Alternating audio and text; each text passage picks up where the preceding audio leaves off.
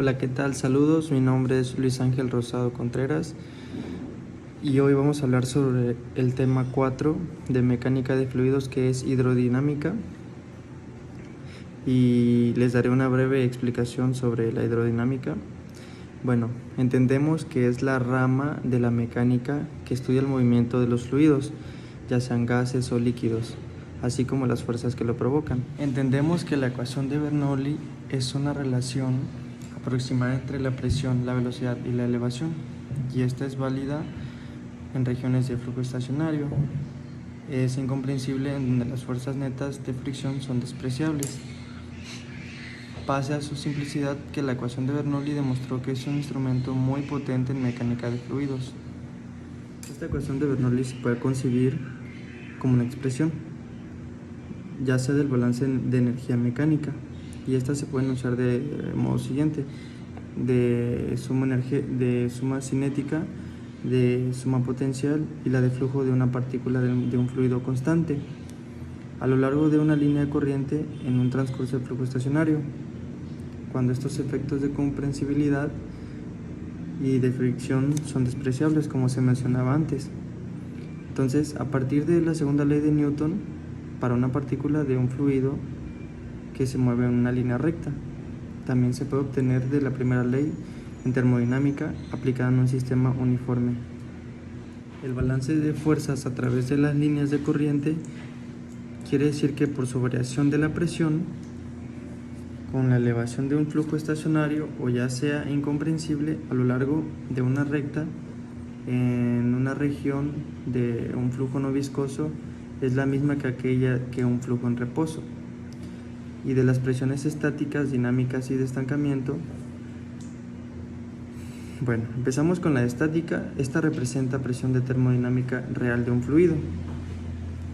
La de dinámica representa el aumento de la presión cuando un flujo se obtiene de manera isentrópica, y la de hidrostática toma en cuenta los efectos de elevación del fluido sobre la presión. Sabemos que la ecuación de Bernoulli es una de las que se usa con más frecuencia e indebidamente en mecánica de fluidos. Su versatilidad, su sencillez y la facilidad de aplicarla la hacen una herramienta muy valiosa para utilizarla en el análisis, pero también conocer las restricciones acerca de la posibilidad de aplicarla. La primera limitación sería consistir que se aplica al flujo estacionario, por lo tanto no se debe usar en periodos de arranque y de paro. La segunda sería componer que perturbe una estructura de líneas de flujo de corriente de flujo, perdón. Y la tercera es que no aplica a un tramo de flujo en el que se intervenga una bomba, turbina o ventilador. Flujos de laminar y turbulento, se hace una inspección cuidadosa del flujo en una tubería, y esta revela que el flujo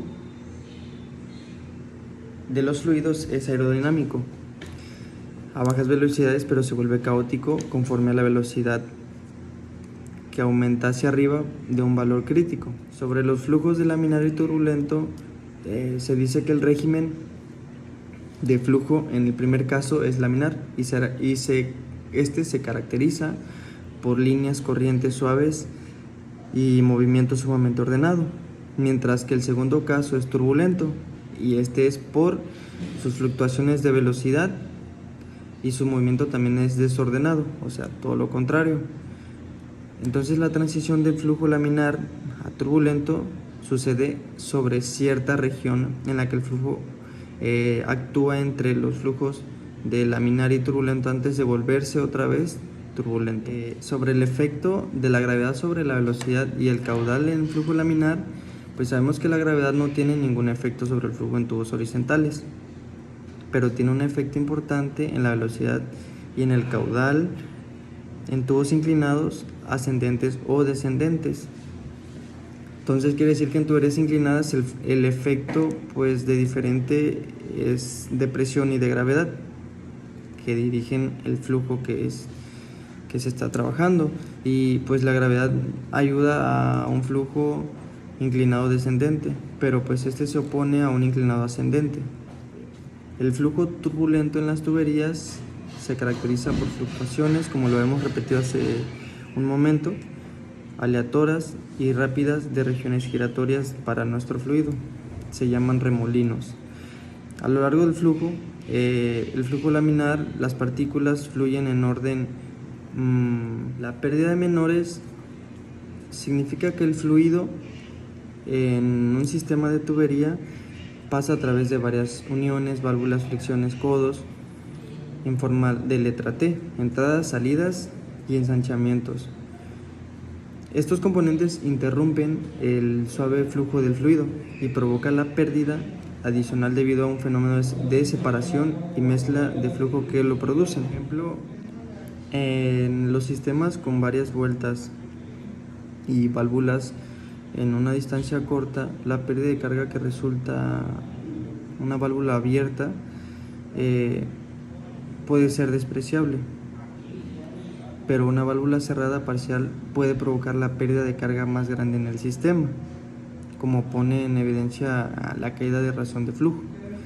Y el flujo a través de las válvulas y uniones es muy complejo, entonces por lo general no es aplicable en un análisis teórico. Y los fabricantes de accesorios por lo general utilizan pérdidas menores de manera experimental.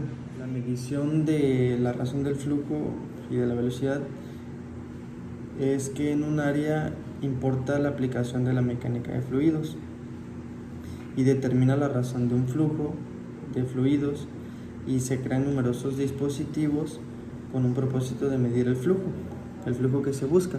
Entonces, algunos flujómetros miden la razón de un flujo directamente cuando se descarga y se recarga continuamente en una cámara de medición de volumen. Entonces este se mantiene constante hasta descargar por unidad de tiempo. La mayoría de los flujómetros miden la razón indirectamente, la velocidad promedio o una cantidad que se relaciona con la velocidad promedio, como la presión y la fuerza de arrastre. Los flujómetros de obstrucción, de los que son las placas de orificio, los medidores de Venturi y toberas de flujo, estos se notan cuando la caída de presión entre dos puntos a lo largo de un flujo se pueden medir con facilidad por medio de un transductor de presión diferencial o manómetro. Entonces, los flujómetros que se basan en este principio se llaman flujómetros de obstrucción y se usan para medir razones de flujos de gases o líquidos. Los flujómetros de desplazamiento positivo son cuando la cantidad que interesa es el total de la masa o del volumen de un fluido. Esta pasa por una sección transversal de un tubo, durante un cierto periodo, más que un valor de un instantáneo de un caudal. Entonces, el flujómetro de desplazamiento positivo son adecuados para tales aplicaciones, y estos medidores se desplazan en base en el llenado continuo o descarga continua de la cámara de una medición. La velocimetría láser Doppler, esta técnica óptica se usa para medir la velocidad del flujo en un punto deseado sin perturbar el flujo. La LDB, velocimetría láser Doppler, involucra sondas o alambres insertados en un flujo. Este es un método no intrusivo. Y la velocimetría de imagen de partícula, esta técnica es láser de doble pulso. Se usa para medir la distribución de una velocidad instantánea en un plano de flujo, obviamente. Entonces, cuando esta se determina fotográficamente el desplazamiento de las partículas en un plano de flujo,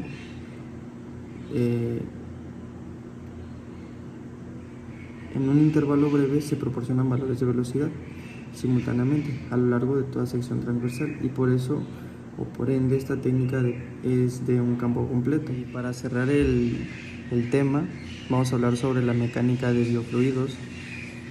Esta puede cubrir una serie de sistemas fisiológicos en el cuerpo humano.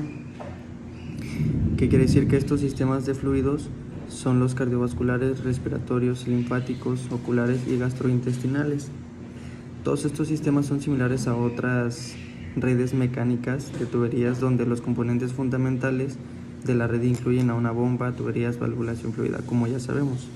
Entonces, el sistema cardiovascular es una compleja red de tuberías que viven por y responden a los esfuerzos, al igual que los elementos sanguíneos. Estos reaccionan cuando la norma ha cambiado.